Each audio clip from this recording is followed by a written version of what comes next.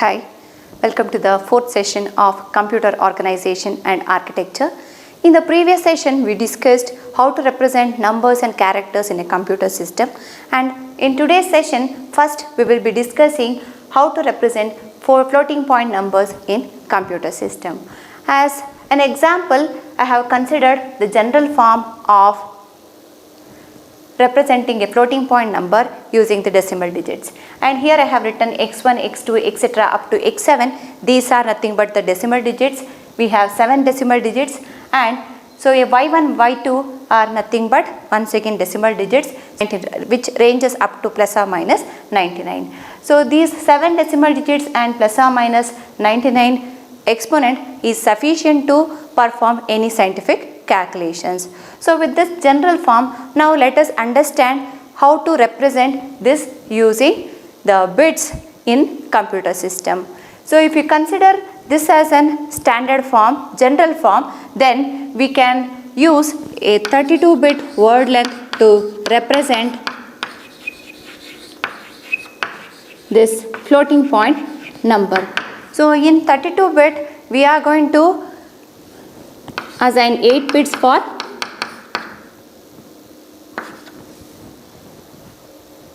for exponent representation, and the remaining 24 bits are used for mantissa representation.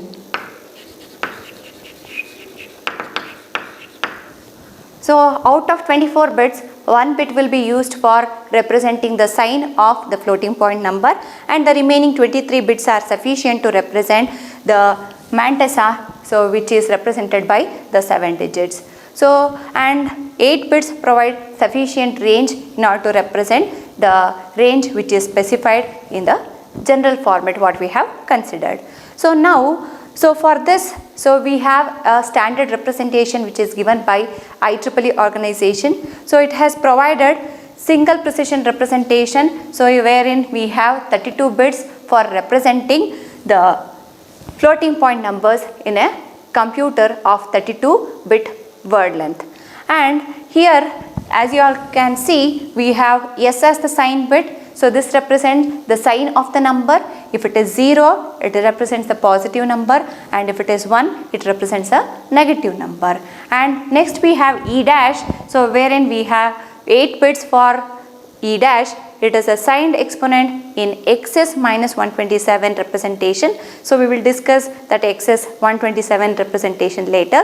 And then lastly we have 23-bit mantissa fraction, so which is used to represent the mantissa of a given floating point number.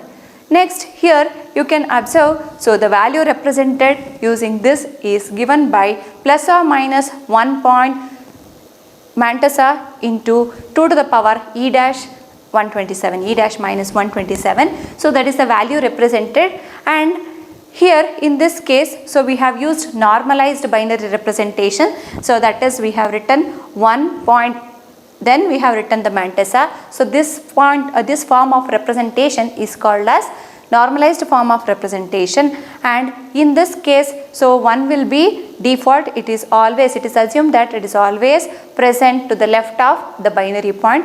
Therefore we are not going to write this implicitly, so this will be we will be assuming this is present explicitly. Therefore, so here whatever the mantissa we have, so that will be present here, and this 1 will not be represented in the standard format what we have considered.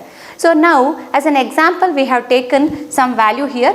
You can observe we have written the sign bit as 0, so it is a positive number, and next followed by the exponent value, and then we have the mantissa value, and below this I have written the value represented as, so 1.001. so you can observe, so I have written 1 point, so mantissa, see here, so 1 point after the decimal point we have mantissa. Therefore, so here mantissa is 001010, okay, etc. 0 into 2 to the power minus 87. So minus 87. So here I have E dash value.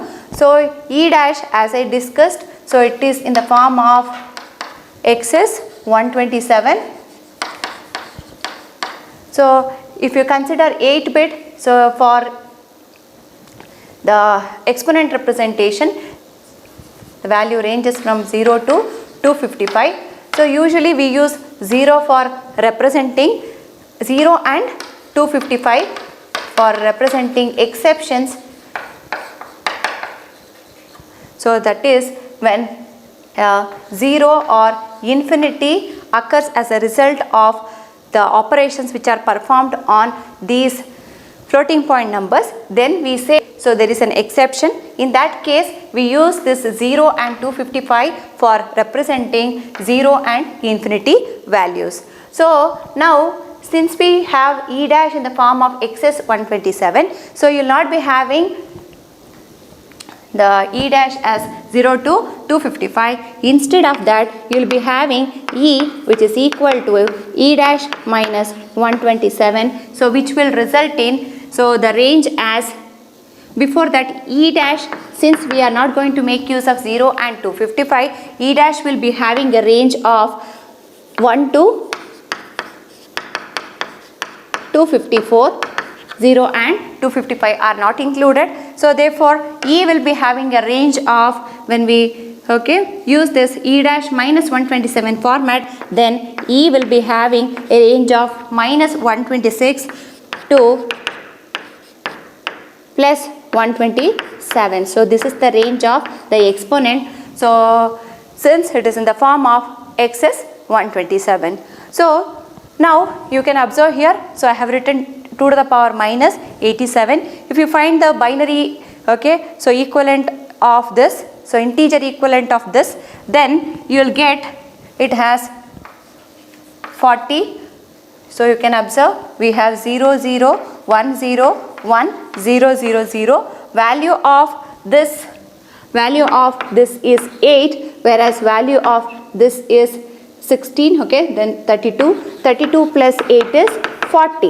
So 40 is the value we have for this decimal equivalent value for this binary representation. Now since we are discussing this will be in the form of excess 127 format, then we say so 40 minus 127, so results in minus 87. Therefore you can see here, so we have 2 to the power minus 87.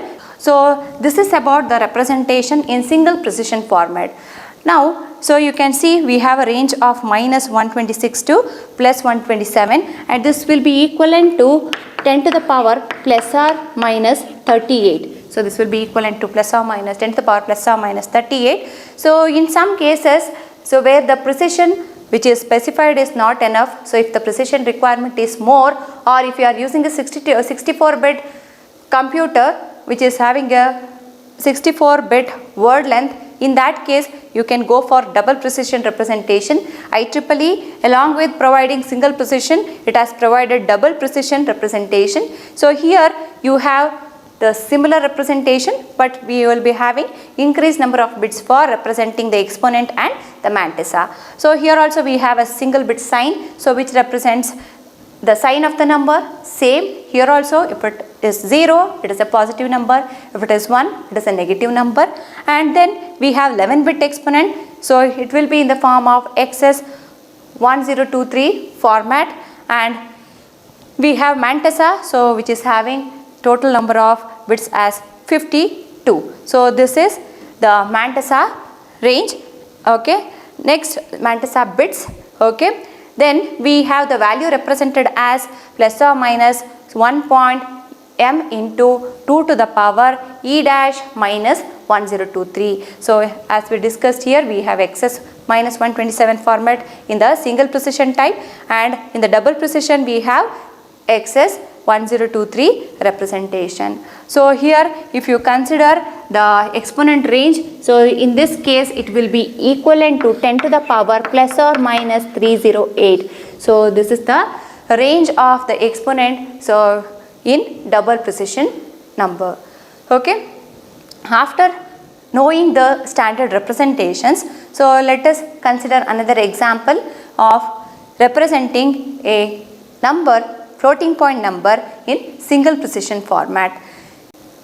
In double precision representation, so we have E dash minus 1023 as the exponent range. So E dash will be having a range of 0 to 2047. So whereas 0 and 2047 are used to represent special values, therefore the E dash range becomes 1 to 2046. So since we are representing the exponent in XS1023 format, so we can say the range of E as 1000, that is minus 10222 plus 1023. So this is the range of the exponent, so in case of double precision number.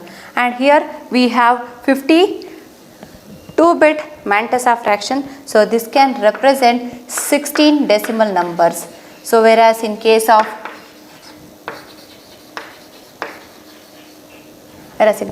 single precision number, so it can represent up to 7 decimal digits. So in this case it can represent up to 16 decimal digits. So now let us consider one more example of single precision representation. So here I have taken an example which is in the form of both unnormalized as well as normalized version. So there we have discussed already the normalized version, so which will be usually used in all the computer system. And so here you can see the unnormalized version. So sign bit is 0 and here we have 1000 which will be equivalent to, if you find its equivalent value, we have 8 plus 64. So 8 plus 16, 32, 64. This is actually 8 plus 128.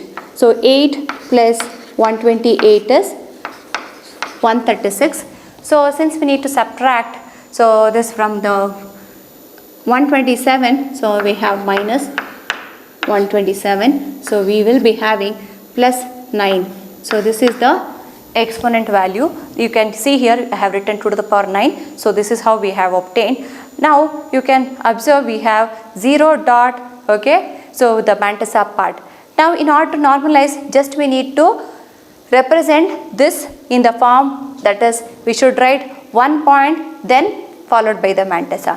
In order to convert this into normalized form, just we need to shift the data so that we get 1 point etc. 1 point, after that followed by the next digits. So in order to do that, you can observe that we need to shift this point by 3 positions. So then you can observe after shifting this point by 3 position, we are going to get 10, 110 etc. So this form is called as normalized form, and you can observe here. So we have 1.0110 as the normalized representation for this example, this value.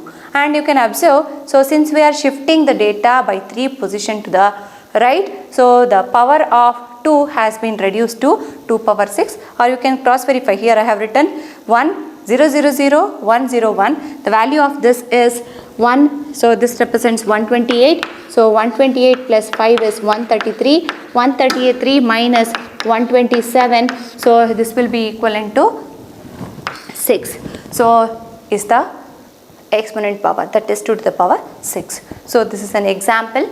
So this is the IEEE format for representing floating point numbers, and along with this they have specified 4 arithmetic operations that can be performed on these floating point numbers. So that is not there, it is not included in the syllabus. Therefore just we need to understand how to represent 32-bit number and 64-bit number in IEEE format. After understanding the number representation and character code representation and how to represent the floating point numbers using IEEE standard, we need to understand how to store these numbers in memory locations and how to access these data in memory location. As we all know, all the data or the characters and the program instructions all are stored in the memory. Therefore, let us understand how the memory is organized and how to access the memory and how to address the locations in the memory. And now let us consider memory locations and addresses as the next topic. So now if you consider memory, memory consists of n number of semiconductor cells which is capable of storing single bit of information, and that bit can be either 0 or 1, and we never access it as a single bit because we rarely have applications wherein we will be writing or reading using a single bit. So instead of accessing the memory for writing or reading a single bit, we usually access it for reading or writing multiple bits, so that will be called as a word. And we can have the word length, that is the number of bits which are present in a word is called as word length, and word length can range from 16 to 64 bits in the modern computers. So now if you observe the memory, so memory will be consisting of n number of locations. So let us see the simple representation, and you will be having first word here.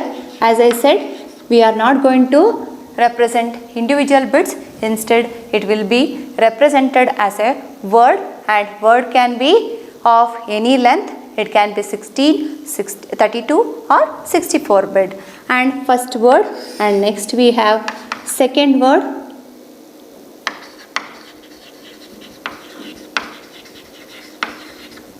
etc.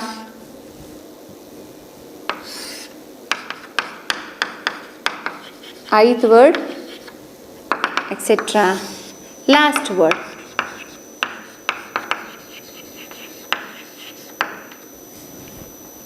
When we consider this as a memory, so usually these words will be associated with the addresses, and those are represented as 0, A4, etc.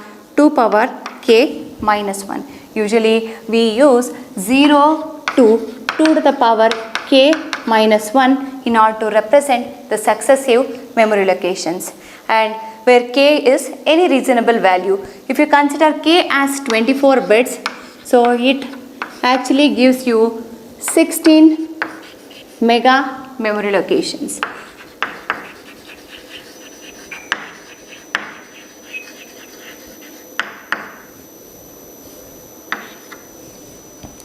And so if you consider 2 power 30, it gives you 4 giga memory locations. Like this, depending on the value of k, you will be having so many number of memory locations in a memory. And now, so if you consider, so how the word is represented using these memory locations, so we can consider as an example of 32-bit word. So this is the standard word length. Therefore, let me consider a machine which is having 32-bit word length. So this is the word length, then we can represent a word as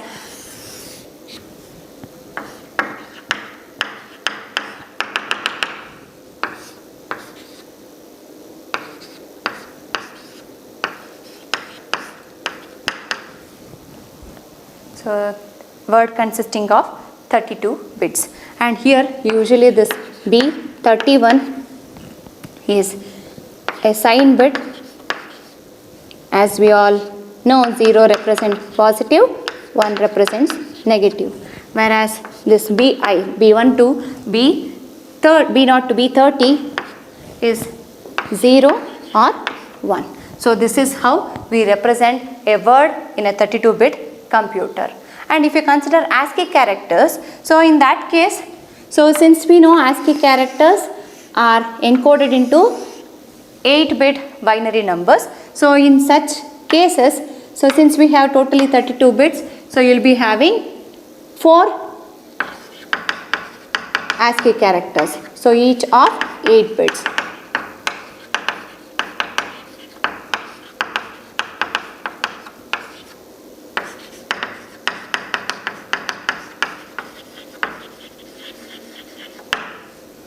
So this is how we represent the ASCII character and the binary numbers in case of a 32-bit word length in the memory.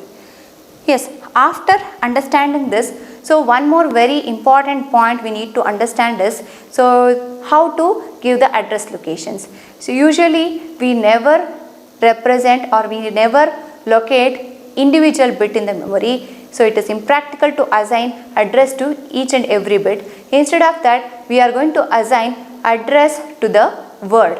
So if you consider here, I have written 0, 4. So this is the address of the first word, and so I have written 4 as the address for the second word. So etc. 2 power k minus 1 is the address of the last word. So here you can observe, so I have written 0 then 4. Why? Because so here I will be having 4 bytes. So this form of addressing is called as byte addressability. So we are not going to address single bit, instead we are going to give address to the bytes. So this form of representing the address locations is called as byte addressability. So since we have 4 bytes in a single word, whereas byte is nothing but 8 bit.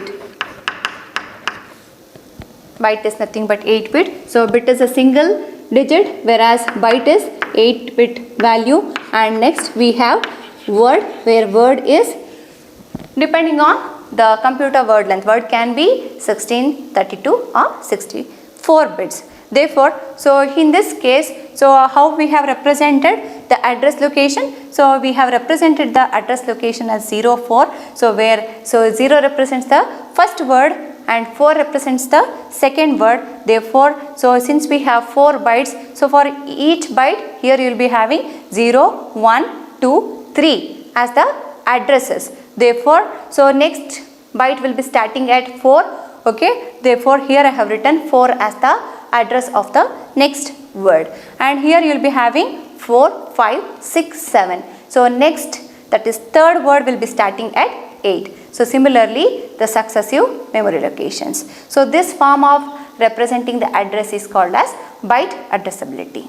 So now there are 2 ways of assigning addresses across the world, and those are big endian and little endian assignments. And here I have written both the representations. So in the big endian representation, we can observe that, so we have the address, that is, so 0, 4, whatever I have written, so it is assigned to the MSB of the word.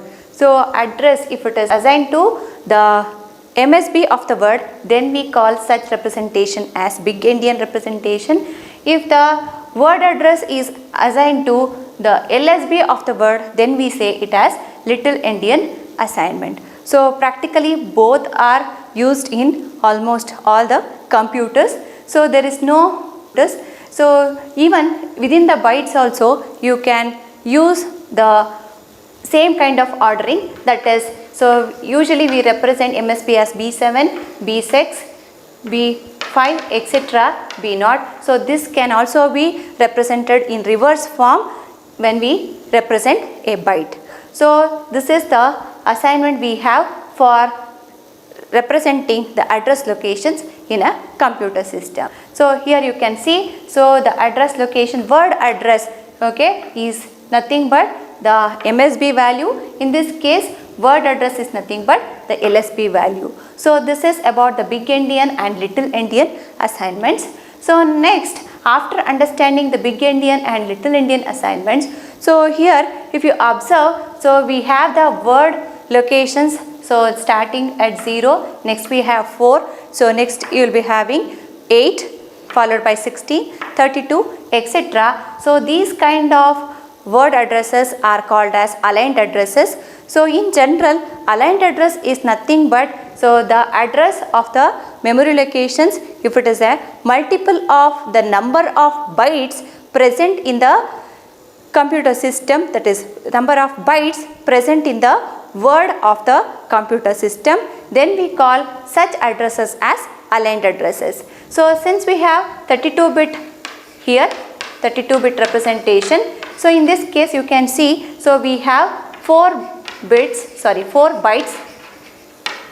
So So you can observe the addresses are multiples of these 4 bytes. So 0, 4, 8, 16, etc. So because of this reason we call these as aligned addresses. If you consider a 16-bit computer, then so it consists of 2 bytes. In this case, if you want to call the address locations as aligned addresses, then you need to have the addresses as 0, 2, 4,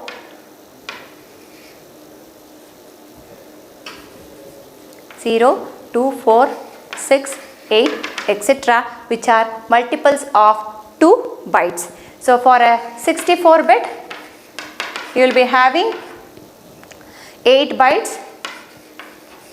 So in this case, so aligned addresses will be 0, 8, 16, etc. So we have even unaligned addresses also. So both are used. So there is no specific reason for having aligned addresses. So after that, so what else we need to understand when we have this kind of word addressing is, so how to access the numbers, characters and the character strings. So if you consider number, then usually it will be having a binary equivalent which will be equal to the word length of the computer. If you are using a 32-bit computer, then usually the number occupies 32 bits. Whereas characters, so we know that these are nothing but the ASCII codes, therefore they will be occupying a byte. But when it comes to the character strings, so it can occupy a more than one word. In such case, so where it occupies more than one word, then the address of that particular character string will be specified by specifying the starting address of that character string. So whereas in order to indicate the end of the string, so we can make use of a special character which represents end of string, or you can save that particular address in some memory location to indicate where the string is going to end. So this is how we are going to use the memory locations for representing numbers, characters and character strings in a computer system. Thank you.